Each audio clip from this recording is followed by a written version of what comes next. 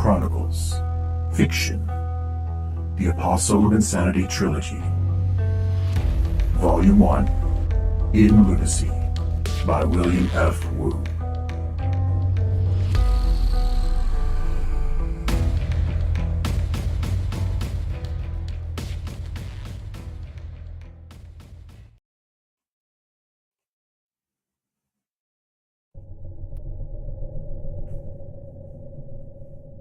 Chapter 2.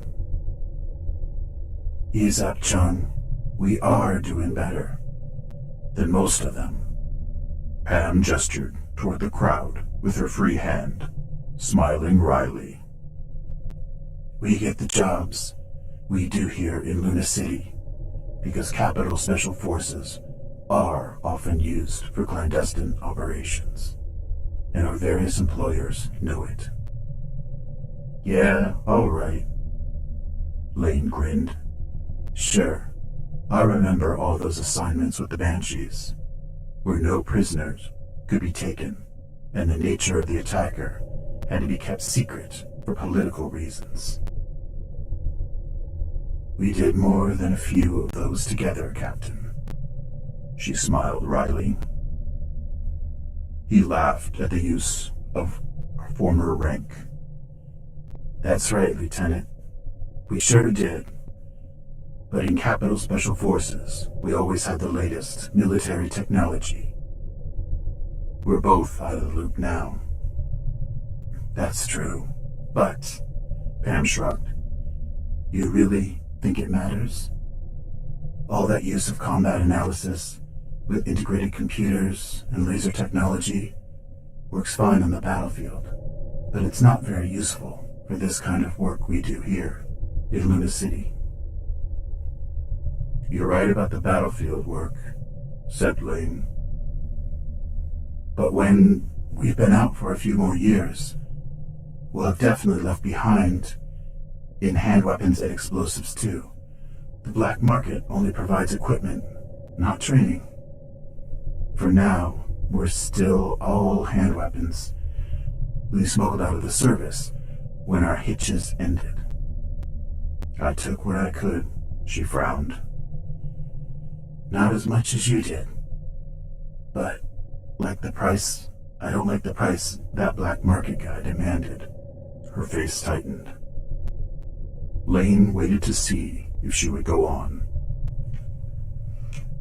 He suspected the demand had required more than money, but she had never mentioned it before.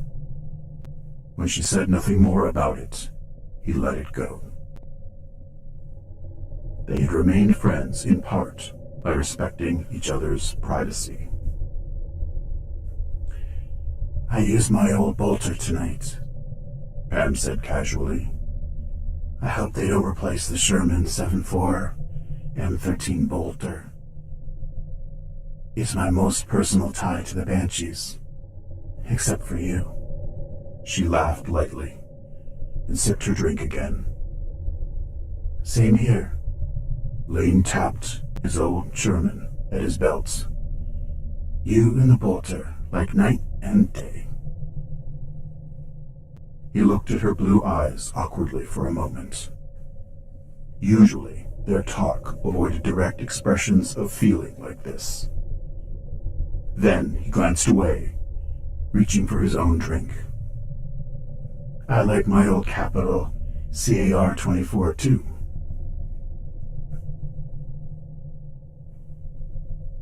The old standby light machine gun and grenade launcher. Yeah, I cleaned mine last night.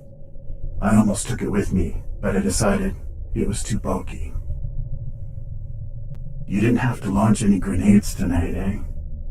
He grinned and relaxed, more comfortable now that they were talking shop again. No, Pam said. For this job, that would have been overkill. A stealth job? That's right. Did you use a disguise? Or did your classic Anglo-Saxon looks fit right in? Don't forget my Scots ancestry, Chung. They wouldn't like it to be left out, but in this case, I didn't bother. The engineer saw my face, but I'm not worried about him. For Bauhaus, this was a routine job. They won't prioritize hunting me down when so many of us do this kind of work. Yeah, that's true. Personally, I hate disguises. They just get in the way. Murasaki would have been good at the work we do now, Lane said quietly. An old Banshee comrade of theirs, Greg Murasaki, had fallen fighting Mishima Megacorporation troops on Mars during Lane's second tour. He enjoyed special ops. His enthusiasm showed up in how good he was. I know, Pam said slowly. But he really hated Mishima. On Mars, he could fight them all the time. Here in Lunacy, with the Pax Luna making this a neutral zone, he'd have to watch the Mishima logo go by every day. I think it would have driven him crazy. Yeah, maybe so. Lane shook his head wearily. For all I know, he's better off. At least, he isn't worried about his next job. Pam paused. He didn't want eternal rest. He wanted to send Mishima troops to their eternal rest. Lane looked out over the crowd again. Some of the people around them were talking loudly and laughing. Others, their faces tense and serious, pushed their way around the bar, anxiously, looking for someone who might help them somehow. A few, like Lane and Pam, sat quietly. You ever wonder if it's worth it? Lane asked. I didn't become a banshee to wind up like this. No one ever did, said Pam, looking at the crowd with him. I don't know which I like least, fighting the banshees, knowing I could get killed any second by Mishima, or hanging out here, begging for jobs. Not much of a choice, is it? Lane sighed. The last really high-paying job I had took place last year. Which one? I had to root out some terrorists, hiding in an old lunar mine under the city. I remember now. Pam looked at him sympathetically. You're right. This life doesn't give us decent choice at all. It's not much of a society for that matter. No one really wants to live this way. So what do you think, Blue Eyes? Can you think of a reason that makes this life even worth living? Pam looked out over the crowd and said nothing. Lee sighed. Lane sighed. I can't either. Capitol Trooper Carter Harrent squatted under a tree with his partner, Moore Romano. In the humid, terraformed Venusian jungle, poking at the bowl of village stew that was his lunch. Carter's Capital M606 light machine gun lay on the ground next to him. Capital's logo of the shield and stars and stripes, overlaid with an attacking eagle shining on the stock in the sunlight. His squad of 6 troopers was assigned to the little capital village here called Fairview. They attacked as an observer outpost and also policed the small village, resolving disputes among the farm families. It was dull duty, but it had never been dangerous. This squad ate lunch in rotating pairs. Now 4 comrades remained on duty, watching the villagers form their little plots of land. Every day was like this. Idly, Carter wondered what the planet had been like before Capital had terraformed it. He had heard the place had been inhabitable for humans, but that was a long time ago. As far as he was concerned, it was too hot and humid for humans right now. What do you think is worse? Moore looked up from his own lunch. Fighting here in the jungle against another megacorporation like Mishima and Bauhaus, or fighting elsewhere on Venus with the Brotherhood against the Dark Legion in the Venusian Crusade? I hate the jungle, said Carter. But at least Mishima troops are human. He heard that the Dark Legion was comprised of monstrous aliens, but that was all he knew. Here at Fairview, the Dark Legion hardly even seemed real. Some people didn't even believe it existed at all. Where has the Dark Legion come from anyway? You know?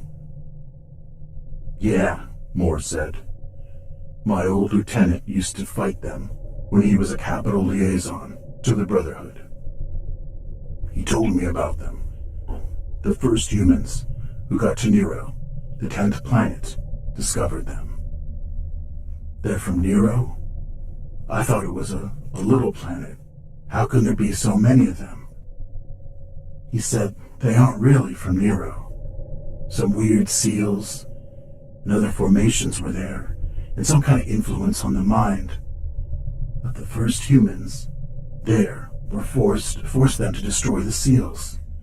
The Dark Legion came out of another dimension. Nero just held the portal they passed through. Another dimension? That's why they're so monstrous looking. Moore nodded, munching his stew. Carter felt a chill up his back, even in the heat and humidity of the jungle. Why didn't anybody ever tell me this? I just thought they were, I don't know. He hesitated. What else do you know about them? I know the Lord of the Dark Legion is a monster called a Dark Apostle named Algaroth. Moore ran a hand down his curly black hair, casually, as though none of this meant anything to him. There are lots of lesser monsters called Nephirites. I think they're the generals of the Dark Legion, but the one who rules the Dark Legion is Algaroth. Really? And I heard they have a dark power that can turn you, that is, pervert you, into one of their own. The lieutenant told me that most of the troops were perverted souls from other dimensions, but they can turn humans, too. How do they do that? Carter asked quickly. I'm not sure exactly, but apparently the Brotherhood says the Dark Legion's creatures can offer certain powers, and a human who can't resist the temptation accepts the powers in exchange for undergoing an initiation rite. Then the human becomes a heretic. I'd rather stay in the jungle and fight Mishima, said Carter. Not that we're anywhere near the front here, of course. A rumble out of the sky got his attention, and he looked into the ceiling of the thick white clouds. Sounds like a capital troop carrier, said Moore. He grinned. Hey, maybe we'll have some company here for a change. Doesn't sound quite right, said Carter, still looking up at the sky. A couple of the villagers came out of their huts to look. The other troopers came out of the trees. No one spoke as the roar grew louder. Suddenly, Carter saw a large black troop carrier descending straight down out of the clouds on vertical jets. It had been a capital ship once. He recognized the design and the old, faded insignia. Carter had ridden in this type himself. Its fuselage was 40 meters in length and 20 meters in diameter. It flew on two jets, hung from narrow delta wings. However, its unusual, straight, sleek lines and jungle camouflage of green, khaki, and black were gone.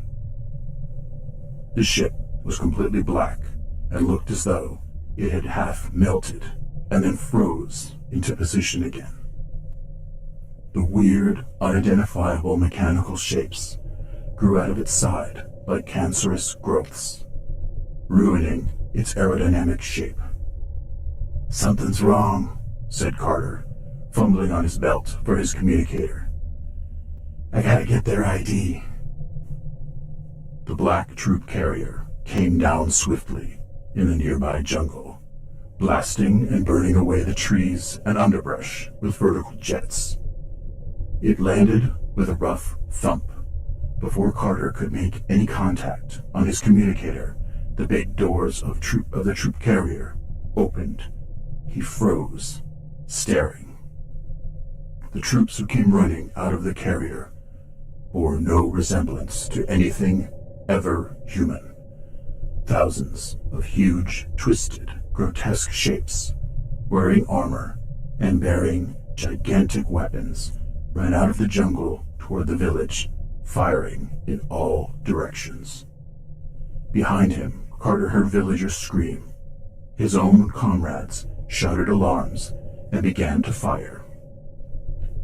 As if in a dream, Carter's arms felt slow and clumsy as he swung his capital M606 light machine gun up from the ground. Action was pointless anyway. He might as well flip a light switch while the sun went nova.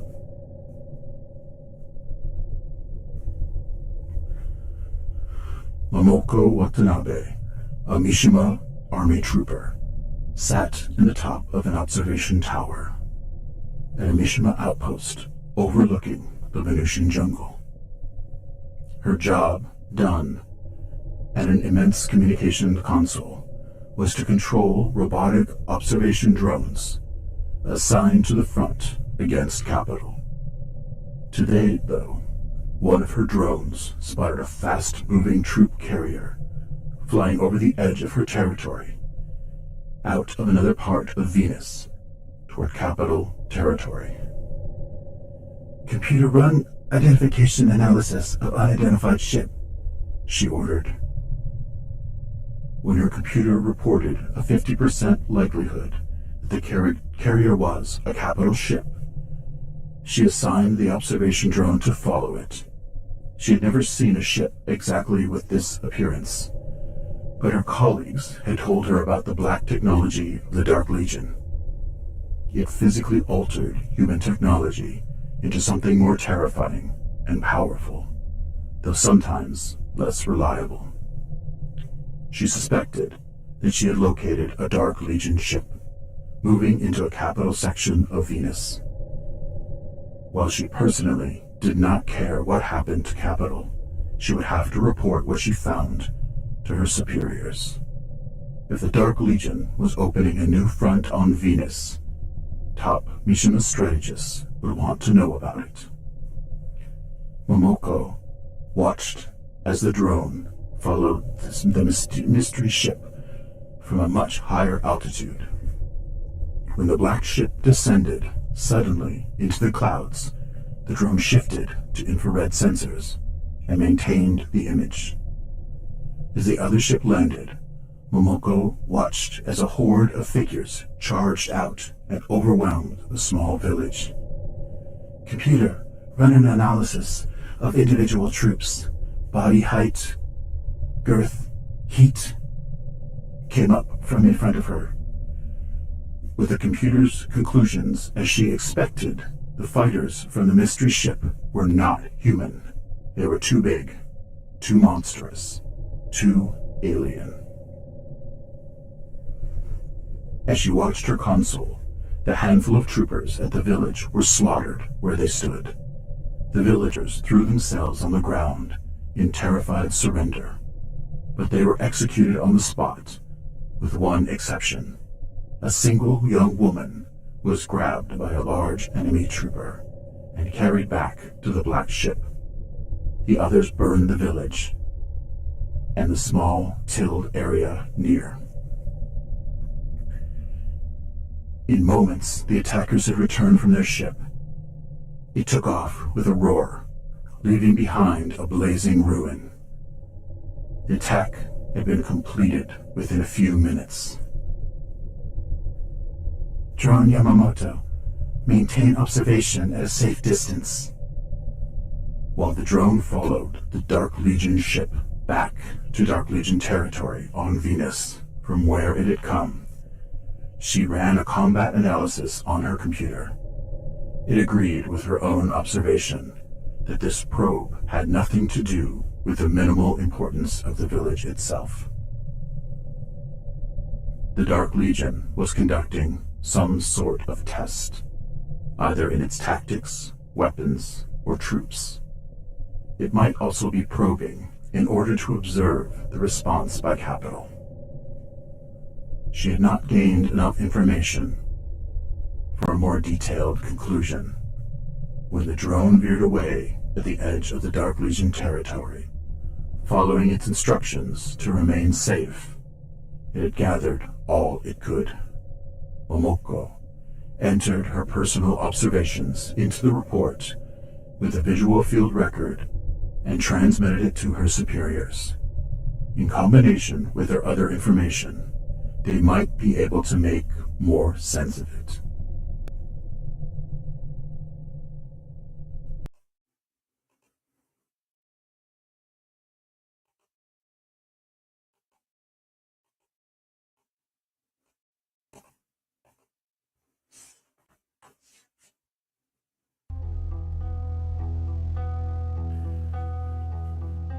Mutant Chronicles. Fiction. In Lunacy. By William F. Wu. Chapter 2. End.